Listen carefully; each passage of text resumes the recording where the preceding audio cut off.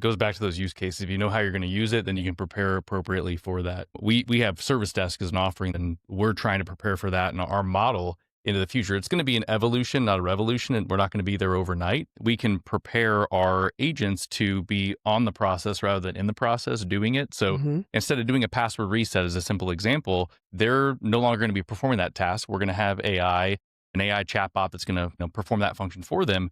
But we still need somebody on the process and monitoring the AI. Did it respond as we would expect? Did it hallucinate? Did it kind of get off track? Is it providing examples that they shouldn't, right? Even in our testing of some of the capabilities, sometimes it would be great. Other times it would give 7 answers to the same question.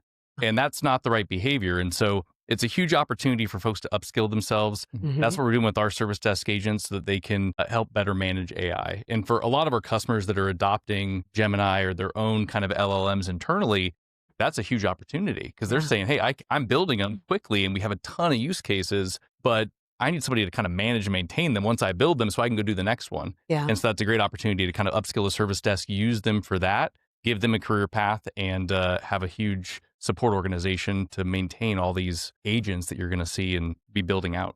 Absolutely. Interesting. So I recently read a study at MIT that folks that or organizations that have tried to launch AI and get a return on their investment, that it wasn't successful.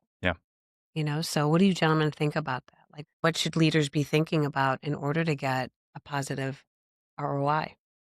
So 20 years at Toyota, I've picked up a couple Japanese terms, even though I can't speak it too well. But Kaizen is one of them that I've just lived by, continuous improvement. But you also have to establish the right metrics. You can't fix what you don't record or measure. So come in with really good measurement of what you're trying to fix. And more importantly, create guardrails and checkpoints. So after the first quarter, check with everyone. Does this still do what we think it's going to do? Do we need to make an adjustment, or do we need to kind of stop it, learn from it, and move on? The ability to fail fast is something that's super important. I remember one time I was on the cover of CIO magazine. I was very proud, and it said, at Toyota, has learned how to fail. And I was so proud of myself. Everything was great. And then I got a call to go to Nagoya, one-way ticket. They'll buy my ticket back after a discussion. And they wanted to understand, what did this American mean about failure?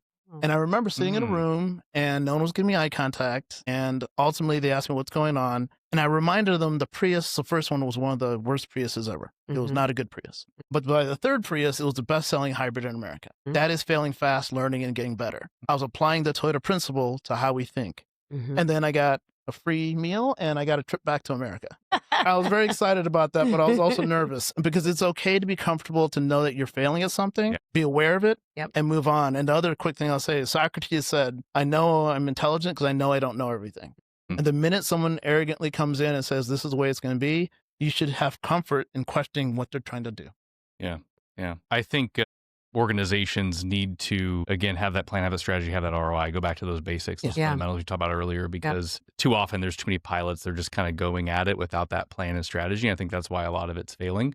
And I think also in that particular example, a lot of it's around the investment that hasn't really panned out in terms of getting they're kind of building it, hoping to be a leader, hoping to differentiate themselves without the major return. And so we are going to see a shift where some consolidation, that entropy to consolidation always naturally happens with technology. And so you're going to start seeing who those leaders are, and customers that we're dealing with just need to stay agile because things are shifting, they're changing. And so be willing to adapt, like Ron was saying. And be comfortable with the proof of concepts. We all know what those are. The minimum viable products, test and learn it, see if it breaks, and then move on. But put a big box effort into AI and says it's all for, just be very conscious of what you're investing in. I think that's very important.